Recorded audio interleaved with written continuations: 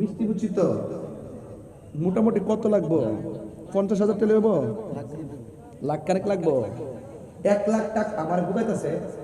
খাইতাম বইসে পর্দ কইছে, রাস্তা দিয়ে আওয়ার সময় কইছে, ওহনো কাগজ দিছে যে হুজুর একটু কালেকশন কইরেন। আমি ভাবছি বাঙালিদের চালাক, একটা ওয়াজের বুঝ না দিয়া যদি কালেকশনটা শুরু করি তাহলে মানুষকে আইসি কিতা টিয়া দিবার লাগে, আইসি হুজুর ওয়াজন বল লাগে, ওয়াজের তাসিরটা নষ্ট হয়ে গেল। আমি কিন্তু চিল্লে টিল্লে একটা গুরুত্বপূর্ণ জায়গা যাইতেছি হুজুর, ঠিক না? আর কত চিল্লাইতাম, একটা চিল্লে যাইতেছি কি বাবা, যদি কিছু পেতে হয় কিছু ওই দাও, বুঝছো না?